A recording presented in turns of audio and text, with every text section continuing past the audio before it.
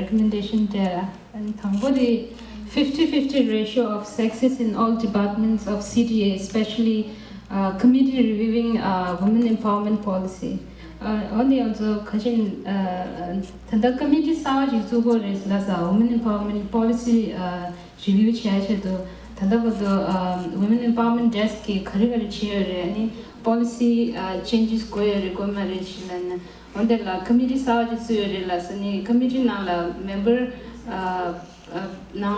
percentage mamyo puye also tandaha kuimidra ineki on the Pumugi, the women empowerment reladia 100% Pumishasi or I am 100% Pumuya Gomido, the Dinamaya, Pugi perception, go the policies out there launching on the 50-50 participation, go the recommendation Pambode. And Nanzu point you to break gender stereotypical roles or task assignment for CTA staff. Thank you. Example is especially like when they have a meeting or something, they always expect women to serve and to do all these serving things. So we want to break that. So the third recommendation is to increase the accessibility of the CTA policies, which is workplace discrimination policies and the women empowerment policies, especially. And 2 ways that we recommend to do that would be having it posted online so that people can see it, and that's so that everyone really knows what the policy is and it's not just something hidden. And then also making sure that all staff, including all NYNJ staff, has to be trained in it and understand it so that it's being enforced, so it's mandatory.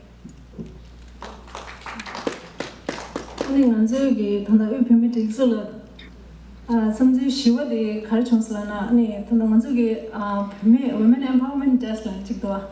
Digi, Dinala committee Chigdwa. Committee Digi, Nangu Tanata.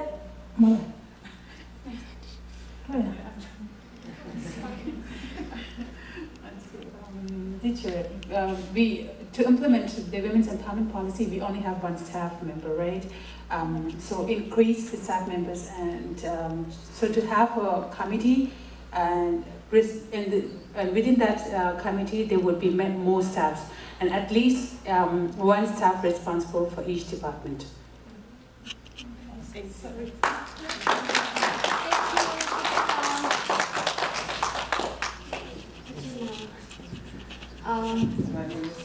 Youth Eminenzola recommendation.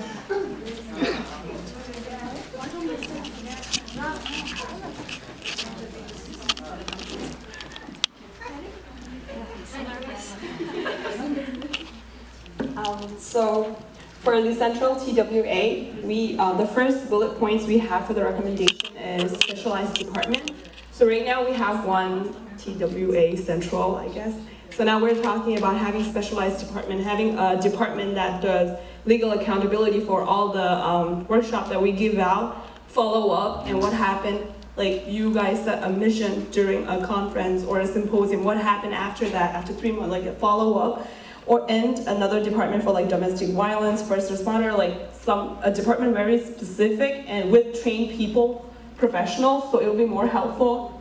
And gender sensitization, department where you give out workshops, and the last one is outreach department. Thank you. So the other thing that we think this will address is every 3 years there are new team elected to the central leadership, and sometimes priorities of the office can change depending on who becomes the president. So if you have really good skilled staff, the retention could be longer than 3 years or maximum 6 years. So that could also do away with the turnover in staff and keep the mission of the organization going strong. The second point that we thought was very important was research and data collection.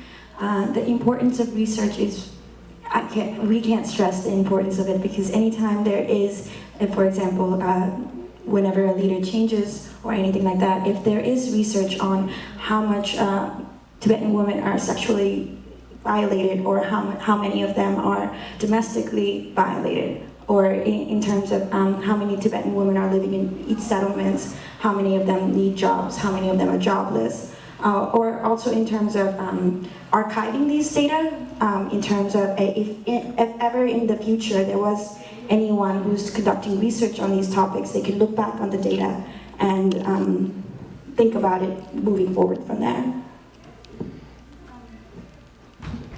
And just follow up again is that, so it's not data collection. Of course, research is really important, but any good policy has to be rooted in data.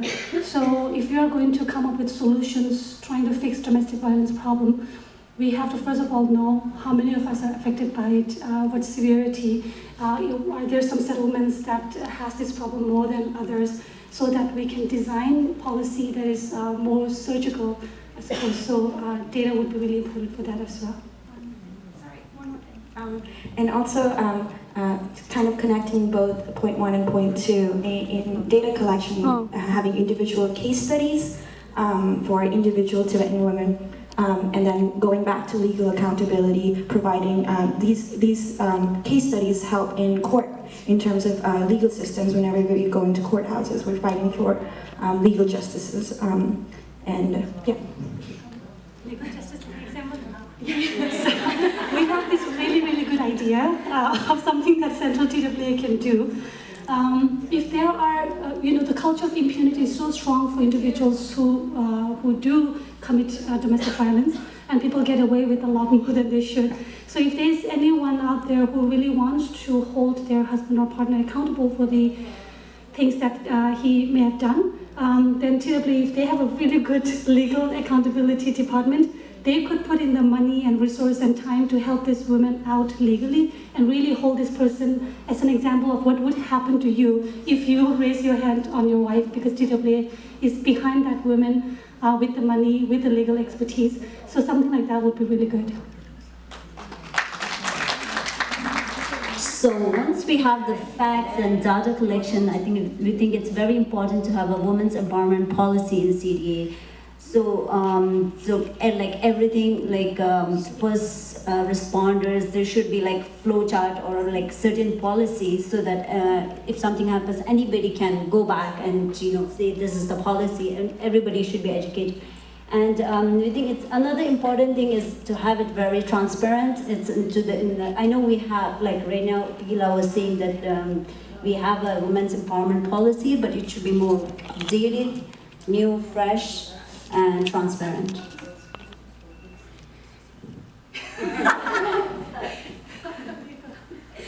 Okay, number Shiva Dekhalanda, political representation from grassroots to Sikkim. And each settlement has a camp leader and Tibetan settlement officer. It should be a woman, and regional Tibetan women chapter should support them, and they should invest money for training for women and to get that grassroots level leadership for women. I think that's very important.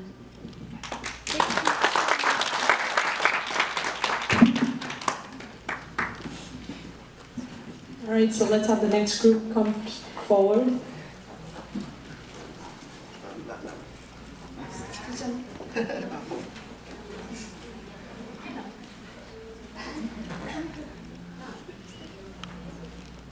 Just nganzu group ki recommendation the regional TWA Tibet.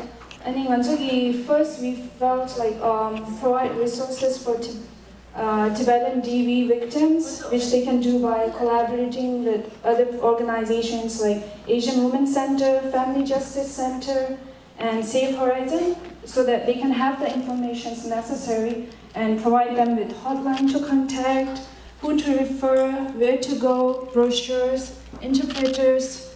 And we've also felt that TWA members and leaderships should have DV training, so if someone comes up to them with their problem, they would know how to act and give the right reaction, so that they can come back and so that it will help them instead of just traumatizing them, judging them, and pushing them away from asking for help again. In Another recommendation is for regional TWA.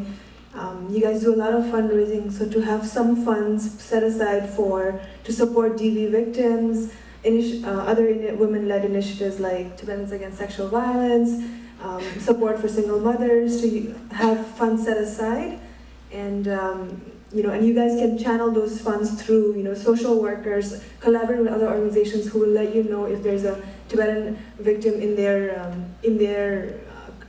client list who could use that help. So to channel it through those kinds of channels rather than members coming directly to you, and then you will be traumatized in the process of dealing in those situations. Another recommendation people said was to reach youth through more trainings like this, using social media, better advertising, and clearer process of doing the sports tournaments, and use those kinds of opportunities very well for outreach. Another thing was being more assertive with male-led organizations when you plan joint events, because as we'll notice that among all those organizations, you will be sometimes the only woman in the room. So as hard as it is to be assertive as an organization and as a woman, and to challenge the stereotypes on the women's role. Like the other people will say, you have always brought tea and food to the protest for tens of years. So why don't we change things this time? So to challenge the stereotype little by little.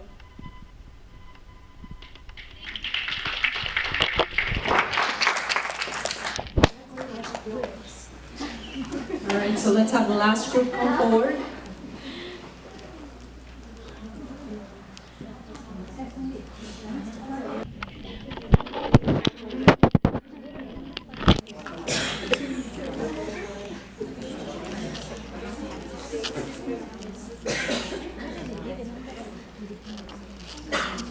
So we had a civil societies group, and the first bullet point that we came up with was workshops should be more inclusive and geared towards both men and women. So in other words, this is great what we're doing, but as you can see, it's majority of us are women. And I know these lists are going to go out to all the TWAs and their leadership, who are men.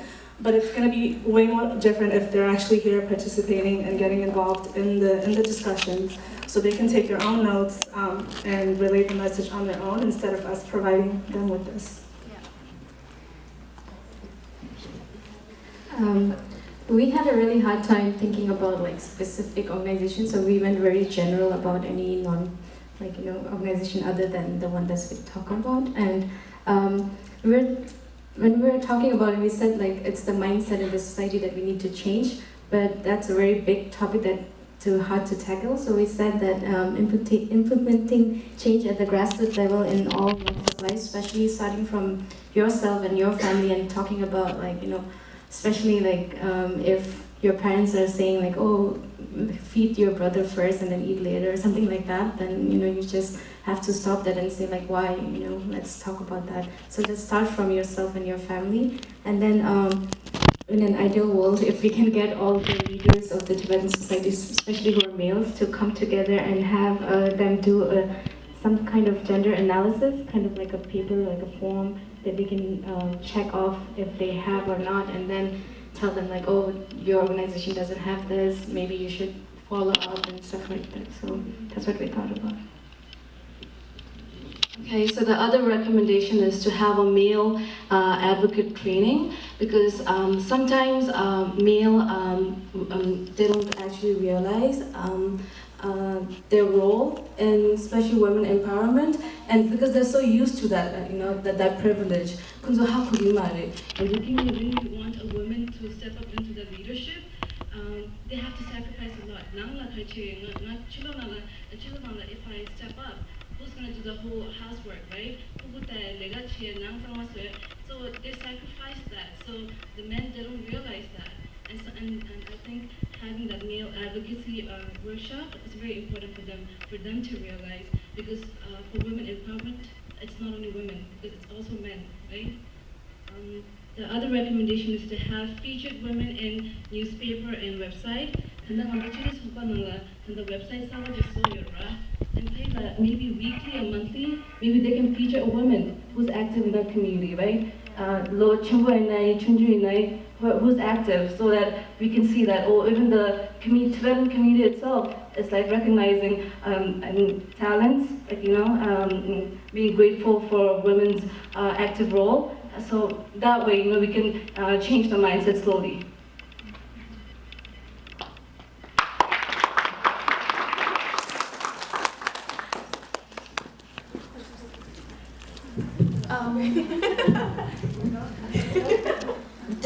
Do any of the speakers, Lofla, do you guys have anything you want to add?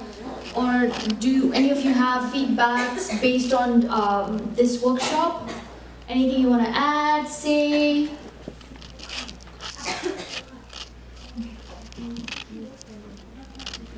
So we're going to have a quick 10 minutes tea break and then we'll get back to the last... Oh, sorry.